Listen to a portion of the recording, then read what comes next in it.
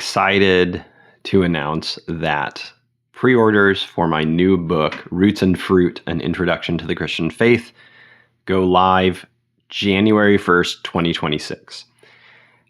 And I am really excited to share this book with you guys. It's a book that I wrote a couple years ago, and I want to talk a little bit about the background to it.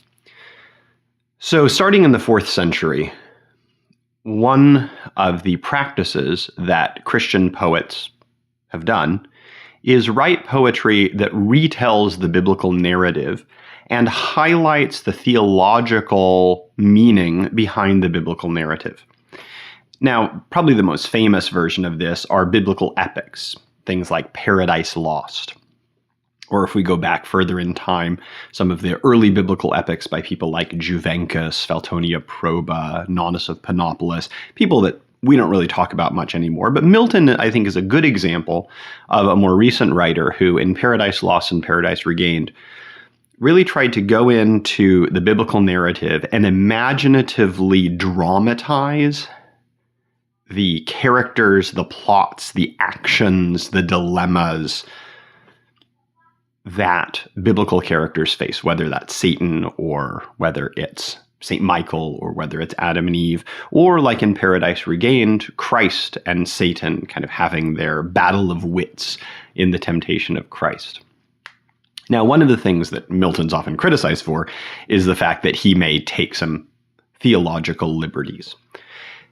If we go back to the early church, especially the 4th, 5th, 6th century AD, we have Christian writers who are writing poems that are retelling biblical narratives, who are going out of their way to make sure they get the theology precise, to clarify what is it that they believe and what are those beliefs that maybe are popular or tempting or out there in the culture that they don't believe, and they clarify how their belief differs from these other adjacent beliefs or beliefs that are similar but not exactly the same. A good example would be the arguments and poetry that comes out of the question about whether Christ is God or whether Christ is like God.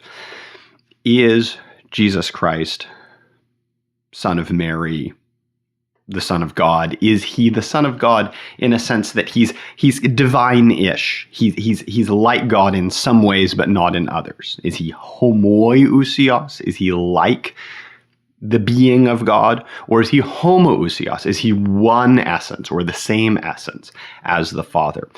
Lots of ink was spilled on this. And the two writers that I would point to in particular that wrote a lot about this are St. Gregory of Nazianzus, sometimes called St. Gregory the Theologian, and Aurelius Prudentius.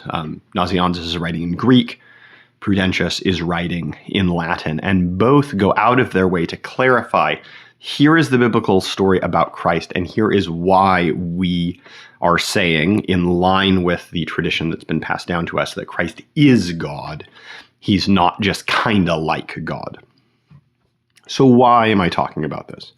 Well, a couple of years ago, I was having some conversation online with some theologian friends, and a theologian who has a PhD in theology, he's read quite a bit. He said, "Hey, I have an unchurched friend. I have someone who I know and care about who really doesn't know anything about the Christian religion.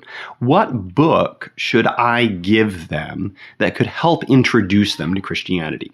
And he was saying, look, I'm a theologian. I have all these books of complex theology that I could hand them, but I want sort of an introduction.